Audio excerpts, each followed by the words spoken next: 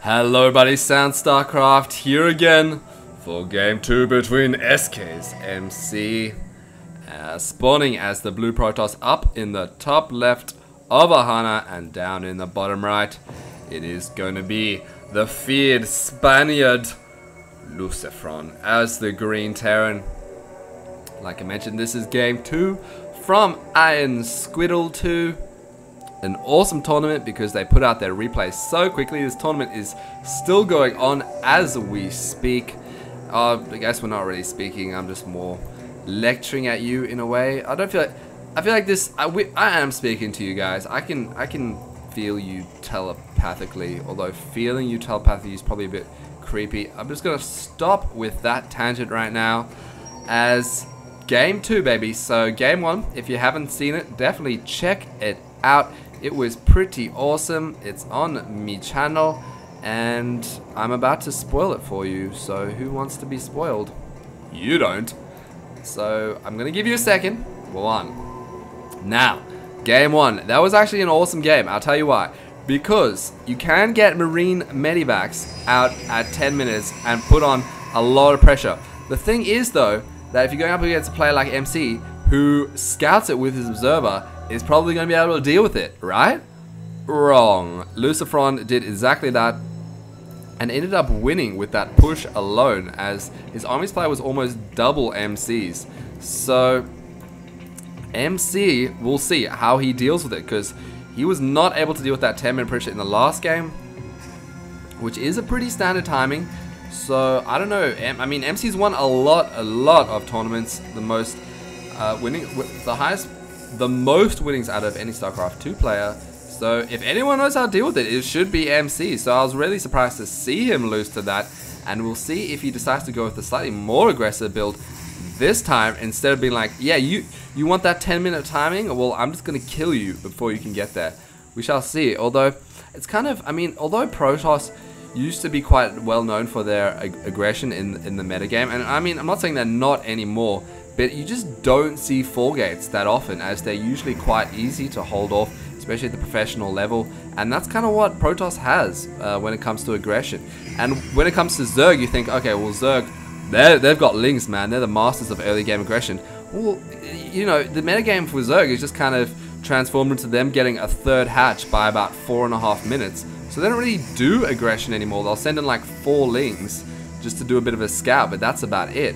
So I'm actually kind of thinking, like, nowadays, Terran of all races has kind of ended up being one of the most aggressive. I mean, they can get Marines with 2 racks in your base, 4 minutes 45 seconds. They get Marine Marauder into your base, 5 minutes 30 seconds.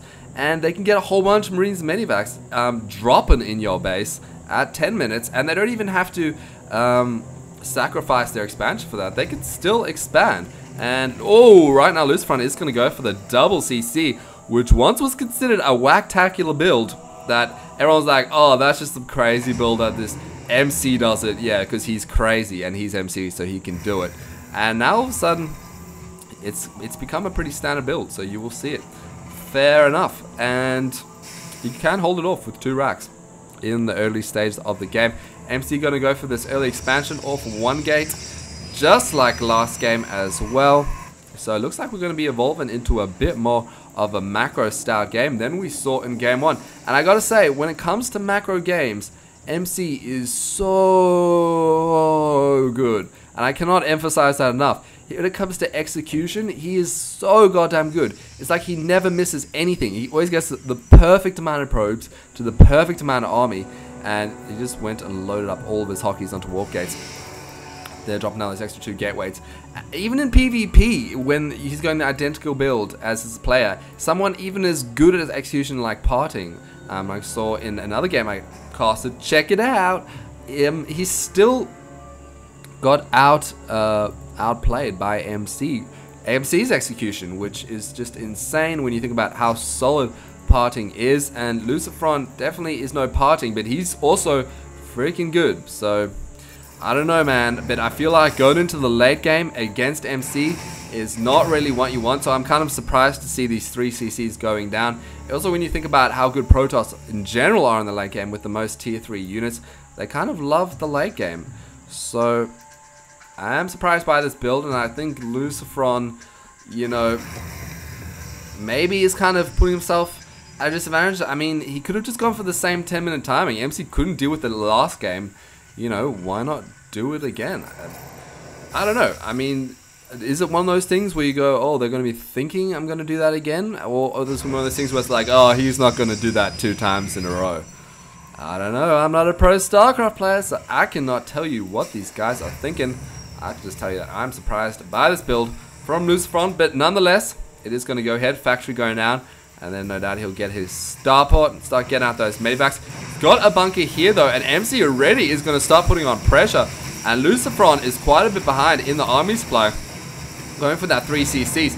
MC doesn't even know he's gone for that, but man, this is MC's Spidey senses working out for him, warping in more stalkers. Got quite a few sentries here with a lot of energy.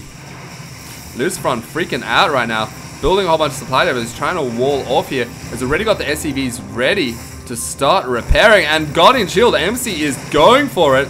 Force fields going down around the bunker, denying the repair. 3 SCVs. Oh, the bunker goes down almost instantly. There is a backup bunker here.